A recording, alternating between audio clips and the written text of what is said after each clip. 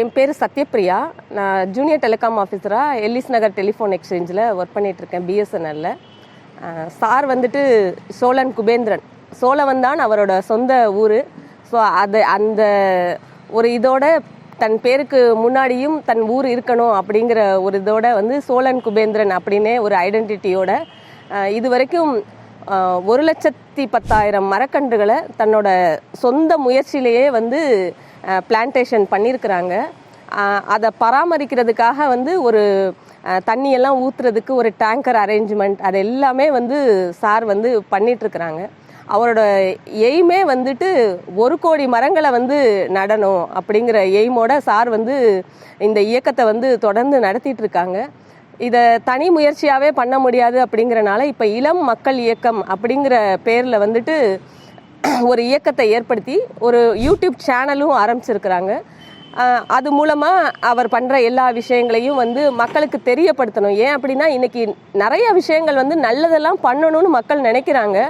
ஆனால் எப்படி பண்ணுறது, எங்கே ஆரம்பிக்கிறது, நான் மட்டும் தனியாக போய் பண்ண முடியுமா அப்படிங்கிற ஒரு தயக்கம் எல்லார்கிட்டையுமே இருக்குது.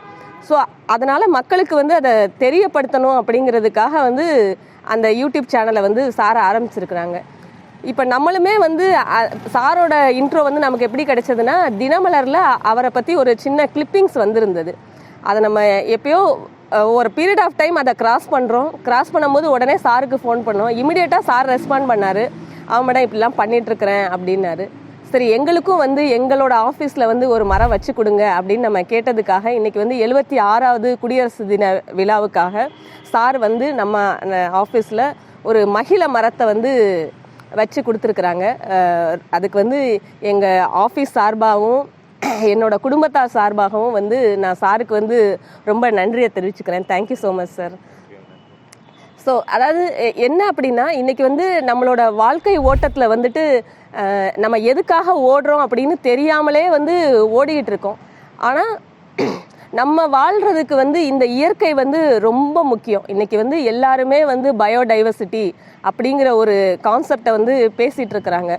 குளோபல் வார்மிங் அப்படிங்கிற ஒரு பெரிய த்ரெட்டனிங் நமக்கு முன்னாடி இருக்குது. ஸோ அந்த குளோபல் வார்மிங்கை அந்த சேலஞ்சை நம்ம ஃபேஸ் பண்ணுறதுக்கு இந்த இயற்கையை நம்ம பாதுகாக்கணும்.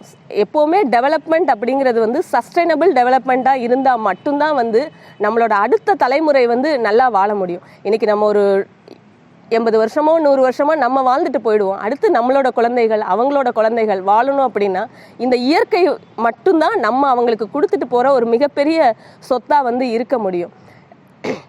ஏன்னா இன்றைக்கி நம்ம எவ்வளோ பெரிய பில்டிங்கை கட்டி வச்சாலும் ஒவ்வொரு பீரியட் ஆஃப் டைம் ஏதோ ஒரு இயற்கை சீற்றம் அப்படின்னு வரும்போது அதெல்லாம் இல்லாமல் தான் ஆகிடும். பட் ஆனால் இந்த இயற்கை அப்படிங்கிறது தன்னைத்தானே அதுவே புதுப்பிச்சுக்கும். இப்போ ஒரு பில்டிங்கை நம்ம கட்டுறோம், அது இல்லாமல் ஆயிடுச்சுன்னா திருப்பி நம்ம தான் அந்த பில்டிங்கை கட்டணும். அதுவே அது ஒரு பில்டிங்கை கட்டி நிற்காது. ஆனால் இந்த இயற்கைங்கிறது அப்படி கிடையாது. அதுக்கான ஒரு அடிப்படையை நம்ம கொடுத்துட்டோம் அப்படின்னா, இன்றைக்கி நம்ம ஒரு மரத்தை நடுறோம், அந்த மரத்தில் ஒரு 10 பறவைகள் உட்காந்துருந்தா அதுலேருந்து விதைப்பெருக்கமாகி இன்னொரு 10 மரம் தானாகவே வளரும், மழை விழுகும், தானாகவே வளரும். ஸோ இது இயற்கையோட ஒரு மிகப்பெரிய சக்தி. நம்ம இன்றைக்கி எல்லாத்தையும் நம்ம தான் பண்ணுறோமா அப்படின்னா கண்டிப்பாக கிடையவே கிடையாது.